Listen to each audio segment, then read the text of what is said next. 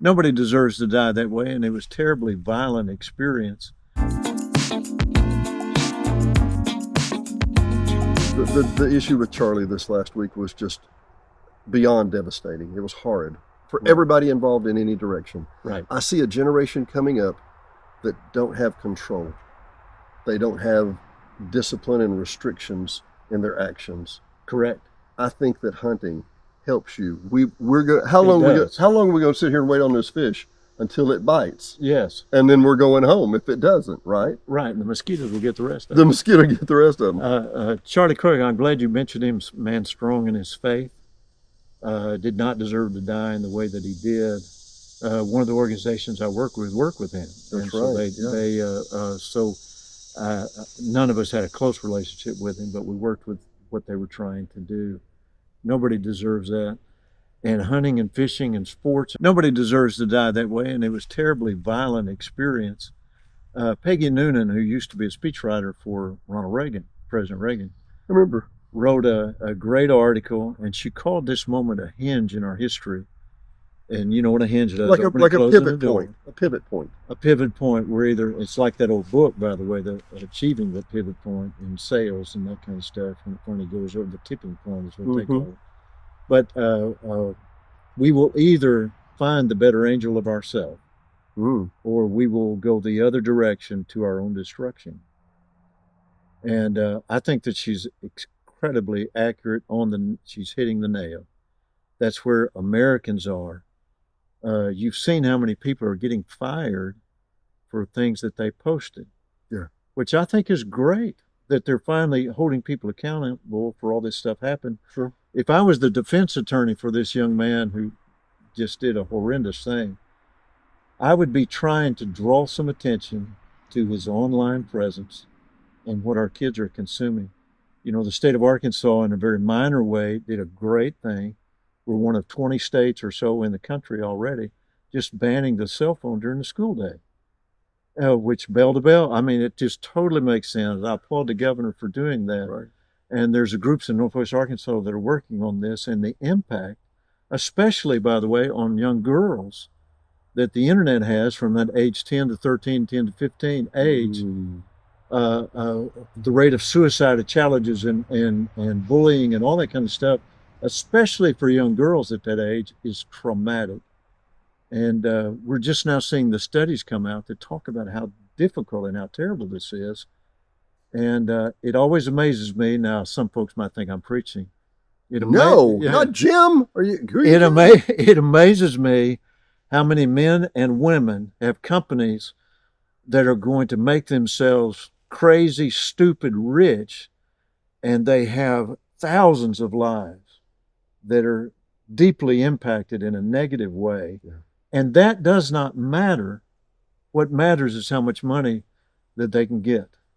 And that offends me deeply. In the words of Mr. Charlie, he made note one time in one of the reels that I saw. He made it very clear that, and I'm not just, it's any kind of music, it's any kind of media, but he was mentioning rap music.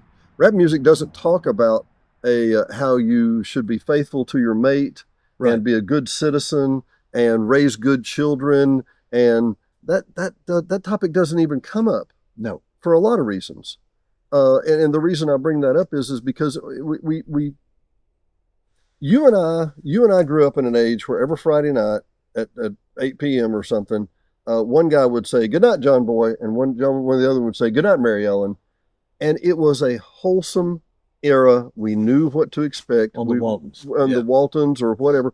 And we weren't going to be Howard Stern. We weren't going to be shock jocked. We weren't going That's to be, pretty good. We weren't going to be astonished by what came out of our radio or our television. Right. Nowadays, every parent watching this has one hand over the radio or the device and one hand over the TV going, or tries to, or has just given up. If they want to change programming, turn it off. But that's another story. That's an idea. We'll turn it off and go fishing. Yeah, absolutely. Or go hunting. Billy Graham still gave the greatest quote I've heard on this subject. Yeah. A very brief word. He just said, "I'm surprised, I'm not surprised." I'm surprised, I'm not surprised. Some changed it later to, "I'm shocked, I'm not shocked anymore."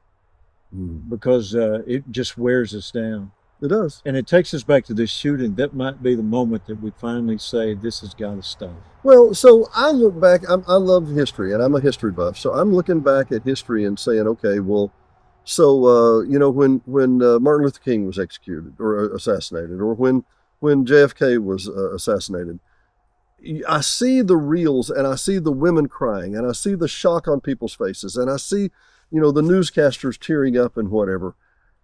And I think, wow, that must have been pivotal for them. Are you saying this is our moment? I hope so. Now, I got to talk a little bit about this Sunday. In a pulpit, like a preacher? In a pulpit, like a preacher. Who knew? And by the way, this preacher is not scared of the truth to say the things that need to be said. So I was talking a lot about Charlie, but I did some research. Yeah. And I went back to what your generation and the Village people will remember. Tell me. Time magazine, when it was a weekly deal, but they one of their top 10 all-time covers was in 1966, and they asked the question, "Is God dead?" You can look up. I remember that. I remember that. Is God dead? And the idea that the question would even be asked was preposterous at the time. What it was. So I went back and looked at the condition of the country just on social and moral issues, and compared it to today. Really? And so the rate of divorce, breakdown of the family. Of course, it was before Roe v. Wade. It was before internet. And it was before so many other things. And 44% of the American adults attended church in 1966 every week. Every week. And of course, we're at 30% now. And I'm surprised. I'm surprised that I'm not surprised. Yeah, that's good. Yeah. I've heard somebody say that. But it's just on and on and on. And Dennis, we've got to teach. When you went to college, I went to state school, and I got it. You probably did too. Truth is how you see it. Truth is what you want to believe, and if what's true to you doesn't have to be true. So I get to have my own truth. Right. And so when you get rid of absolute truth, you change the game, and so the game has got to be different. It's funny. It's not American. Didn't John Adams say, and I know he said this, or I gave that as you weren't there, though. No, I wasn't. You weren't there. Were you? No. I was just checking. But anyway, President Adams, or John Adams, said that, and I'm paraphrasing that our Constitution is written for a moral and religious people. And without that, the Constitution, we cannot survive. He went on, if you read that whole paragraph in that, he talked about things like decency and justice and honor and duty and work and all of those kind of things. We cannot survive without it. And we're seeing the result of a removal of these things in our life. But he said, country. He laid it out, as I recall, he laid it out literally like a mathematical formula. He did. If this and this and this equals this, then we can do this. If this doesn't this, then we can't do this anymore. It's hard to argue with. It only makes sense. But I will, let me come back to the 5 Mile High view real quick with the Charlie Kirk thing. Okay. And that is Bob Dole, who I many times did not agree with, but I didn't sacrifice my right arm for the Korean War. I didn't sacrifice the things that he did, but I still honor him in many ways. But he had the best quote. I've used this in the THA. I've used this in other places, and people just look at me like I'm funny. My opponent is not my enemy. My opponent is not my enemy. I can disagree with you without having to get a sniper rifle from 200 yards away and draw a bead and shoot you in the neck and kill you in front of 3,000 other people. Yep. I have ways. I love that song, don't you? I like it as it's going away. It won't show up. I'll AI it out, I promise. But AI, I've heard of that. You've heard of it. We'll talk about that later. Oh, yeah. But all that to say, to glue these pieces together, if you and I disagree, it doesn't make us not friends anymore. It doesn't. Why can I not disagree? And I think that's kind of what. Look, we talked about that Sunday too. I don't agree with everything Charlie said. That's for sure. A lot of people don't. Not everybody does. I agree with 99% of it. But that said, at no point in here did I say, "Well, I don't agree with you. You should die." Right. We never thought about that. There were more guns on campus in the 1960s than there are now, but nobody got them out of their trucks. Nobody got them out of their trucks. They didn't think about shooting anybody out of school. So for what it's it worth, was part of the culture in that way. And our culture's changed, and we better get a hold of it. Yeah. In 1979, 1980, I was graduating Bryant High School in Bryant, Arkansas. You may know, so you've heard of that place. I've heard that. 79? 79. Yeah. How'd you do? When I was barely. That's barely how I did it. 3A. But I remember when we were going to, we had open campus. We'd walk off and go to the Tasty Queen or the Dairy Queen or something to get something for lunch or come back. Didn't think anything about it. If I wanted to go get something out of my car for lunch or whatever, I didn't think anything about it. And I walked past at least 500 times. I walked past a truck with a rifle in the back rack. Sometimes the windows were even down. Right. That's Joe's. I'm not going to screw with Joe's gun. Why would I need a gun? I don't need a gun. Nobody messed with them. Nobody thought a thing about it. And now we have this past Friday night in North Little Rock. In North Little Rock. Benton in North Little Rock. And I was talking with somebody that knows the situation. As you know, a band parent from Benton in the stands. Visiting stands got hit with apparently a small caliber or something, but he was shot. Apparently a stray bullet, because you just got stray bullet. You got stray bullets in North Little Rock, and that's how it was explained to me. Well, it had nothing to do with the game. It was just another shootout over at this gas station across the way. Think about what you just said to me. Yeah. Think about the situation.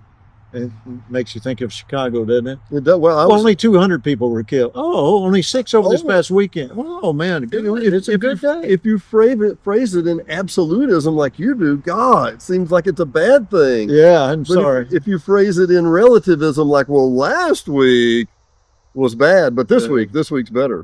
Well, you and I have a dear friend, and you might take this out later. I don't know. We had a dear friend named Danny Felton. Yeah. Who owned rental property in Little Rock and was just on a ladder working on the roof of rental property that he was doing, and some kid on a bicycle came up and shot him and killed him. Incredibly good and decent man, raised a wonderful family.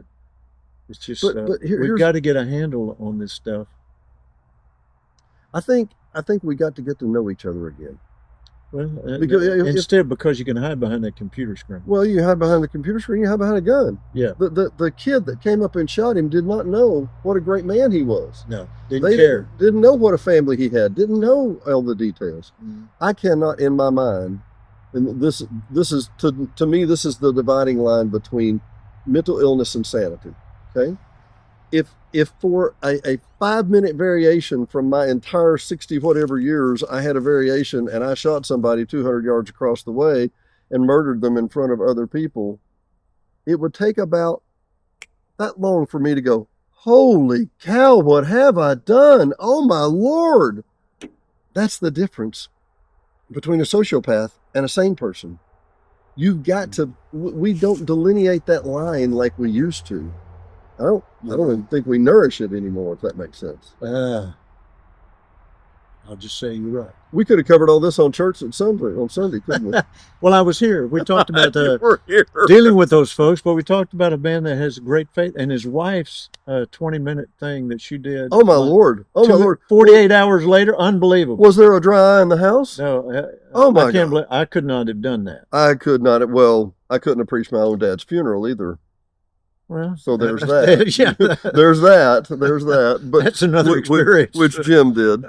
But no, I was. We've got applause. It was a strange funeral. But, I was not. It was not lost on me that it was less than 48 hours later.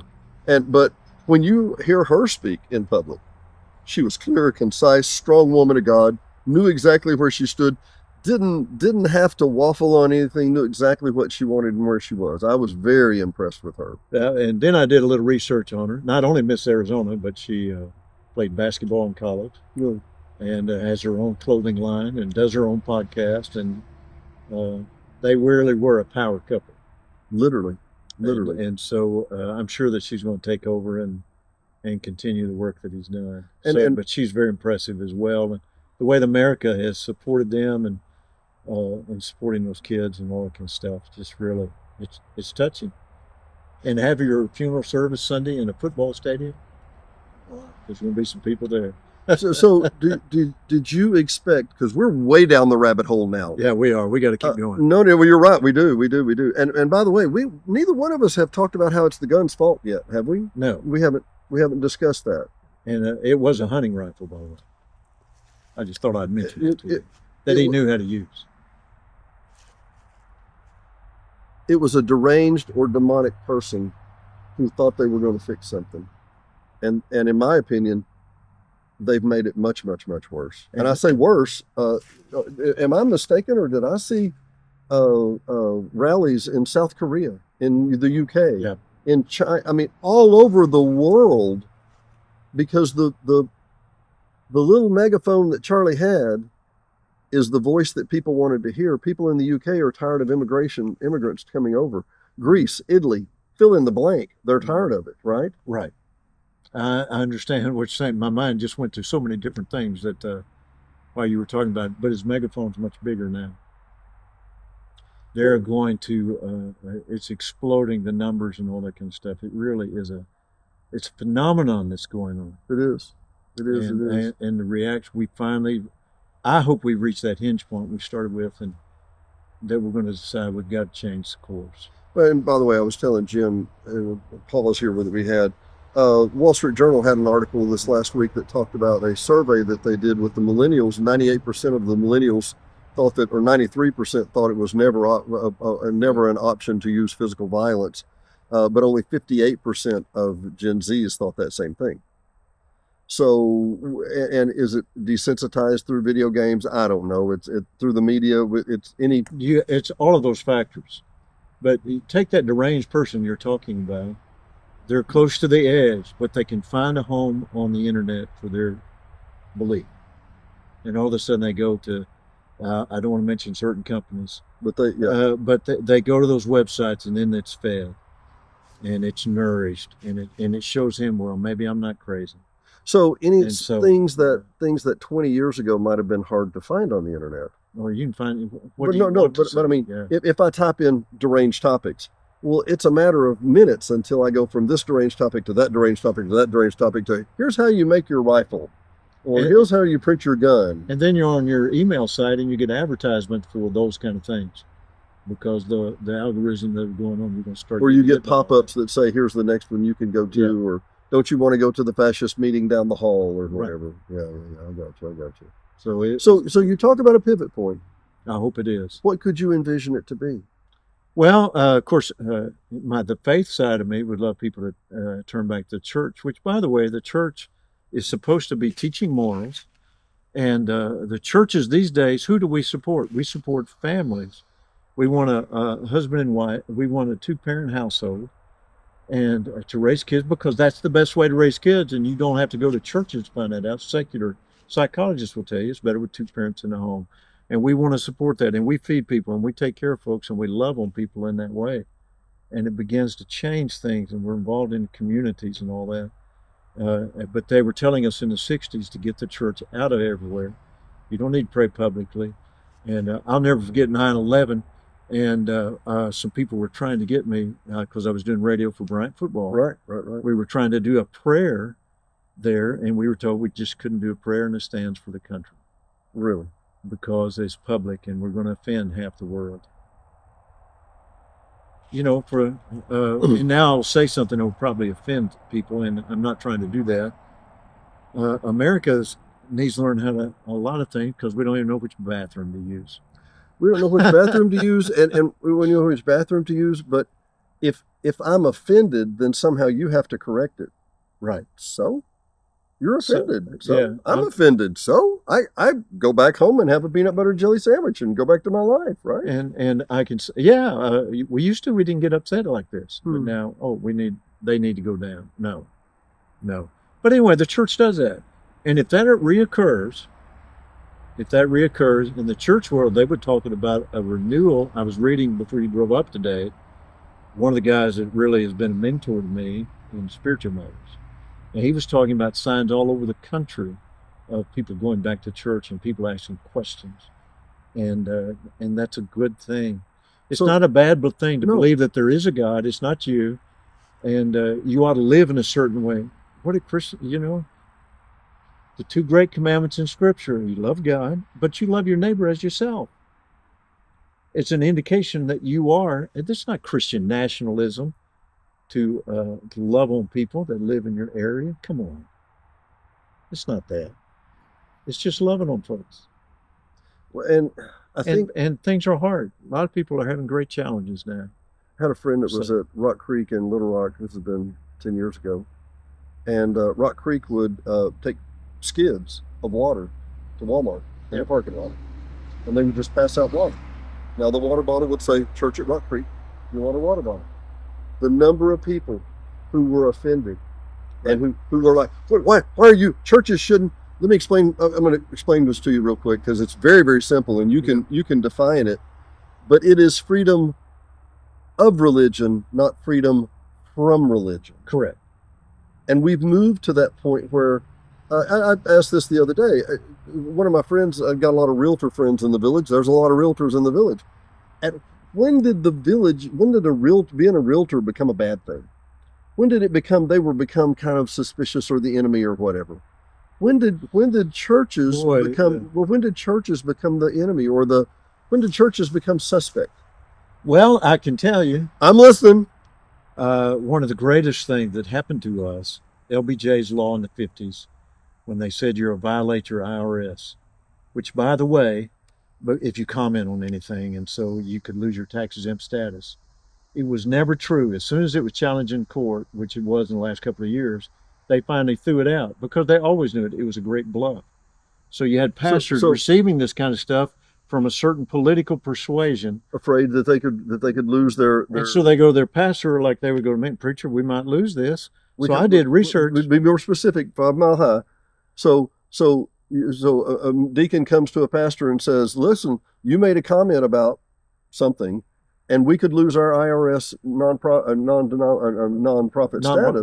status. And we could have to pay taxes if we do this, but it was all a bluff. It was a colossal bluff, and it worked. And so it separated us out, and now they call us political if we talk on moral issues. Now, the law was just recognized by this president who said, in the ruling in the IRS and all that, said that pastors can endorse candidates. Now, I would tell any pastor, listen to me, and I work with pastors, as you know, don't do that. Don't sacrifice your pulpit. It doesn't matter how great the guy is or anything like that, and don't do that. Well, you don't know. But we can talk on moral issues. Sure. Period. But you don't know. One of my favorite examples. It's been 40 years, so I can say it now. I have a cousin in East End, Arkansas. Yeah. And his pastor moved to a church in Hot Springs.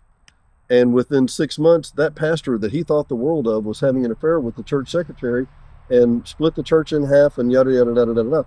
Had somebody endorsed him blanketly, just across the board, you don't know what that person's going to do in the future. But you can talk about a topic all day long because the topic is the issue, not the person, right? Right. And you just want to deal with that.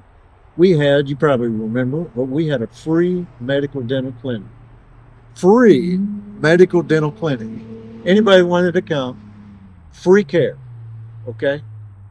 I kept one email that I got over there. I got to see this. Well, the email stated that if you tell them about your church or you talk about Jesus while you're fixing their teeth for free, or medical, then you are not giving anything to anybody. That is not right. That is immoral. And you're not really caring for these people at all. So you would rather me not have this event? Yes. And take care of folks. Possibly life-changing event. Right. You would rather one of those people with teeth pulled. We had one guy with 10 pulled. But 10 teeth? 10 teeth. Yeah. I'm suspicious of a meth problem. But yeah, I would be suspicious of it, yeah. But anyway, we still cared for him.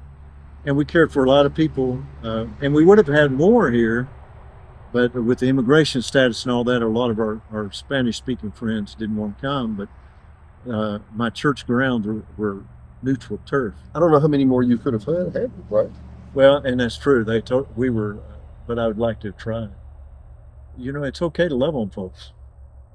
It's okay to take care of their teeth. A lot of people never get to go to a dentist, especially in the lower economic world. Yeah. They've never seen a dentist. And we had folks here that had their teeth cleaned for the first time in their life.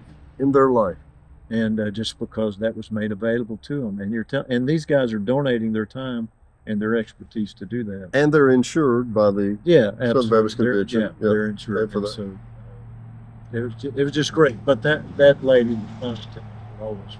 So how many? Okay, you're talking about that, but on the good side, how many great ones did you get? Oh, we had just a handful of great ones because most people don't thank you. Okay, now the people here, they were thanking us all day long. Yeah. But we didn't hear a lot of good ones. How many people did you have, you think? We know how many we had because you had to count patients for insurance and all that. Yeah. So we had 53. Yeah. Their average, by the way, around the states is 55. Really? So some people can get more, and then they are staffed more. Yeah, but you can't have. It depends. We're in a rural area, but outside the village and stuff. And the village, church in the village hosted one not too long ago in March.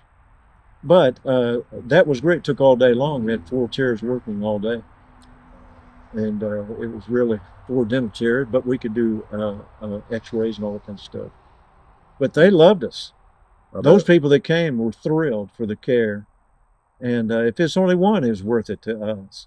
We're showing the community we care about them more than checking a box for a church attendance. We care about that person. And while we're down in this bottom of this sinkhole here real quick, when did churches lose that? When did we forget that? I don't know if we ever have. Think so? I think some did, but go ahead. They perhaps did, but most of the time churches don't get credit. Family Research Council tried to do a financial picture of what churches donated to American society every year. Yeah. And they're right at $1 trillion if you consider counseling and child care. All of these things, mental and health clinics, all of those things all add up together across the country. That's the figure they came up. $1 trillion. That churches are donating to their areas, to their communities, and just loving on people. After school care, you probably don't know, 600 churches in this state gave away backpacks.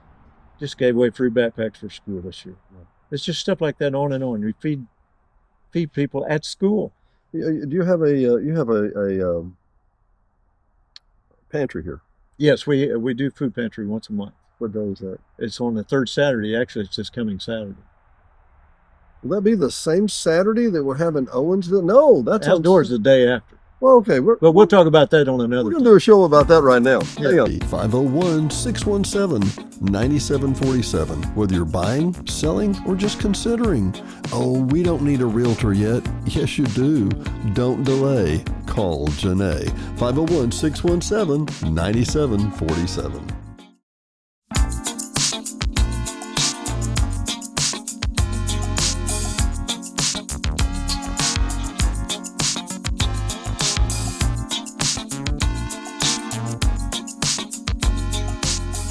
Hot Springs Village Venues is brought to you by KVRE at 92.9 and streaming worldwide on iHeartRadio.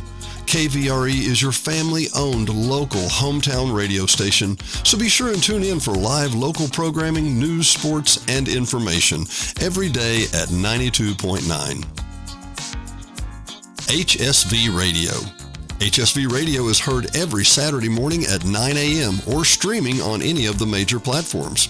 Hot Springs Village Radio is an eclectic mix of music, motivation, great music history, and Saturday morning fun. Join us every Saturday morning at 9 a.m., 92.9. And brought to you by the Hot Springs Village Voice, Hot Springs Village only newspaper, also serving all of Saline and Garland County. Your local newspaper for local events. No one else has more local news than the Hot Springs Village Voice about the Hot Springs Village area. Sign up today at hsvvoice.com or call 501-623-6397. Again, that's 501-623-6397. Located at 3576 North Highway 7 in Hot Springs Village, Arkansas, just in front of Walmart. Brought to you by Gotta Go Vacations. www.gottagovacations.com. Troy Woods and Patrick Cunningham at 501-204-4805 can help you with any of your travel needs. Patrick and Troy have been airline stewards for decades, and their experience and their travel can serve you well. GottaGoVacations.com, again, that's GottaGoVacations.com, can help you book the perfect tour for you, whether it's a riverboat cruise up the Mississippi or the Rhine. These guys are who you need to call. 501-204-4805. Troy or Patrick, 501-204-4805. GottaGoVacations.com. D&D Village Properties, Hot Springs Village only short-term rental with over 2,100 five-star reviews. All properties are lakefront. They include complimentary kayaks, hot tub, pet-friendly, and a stunning view of the lake. Visit DD Village Prop today for your vacation getaway.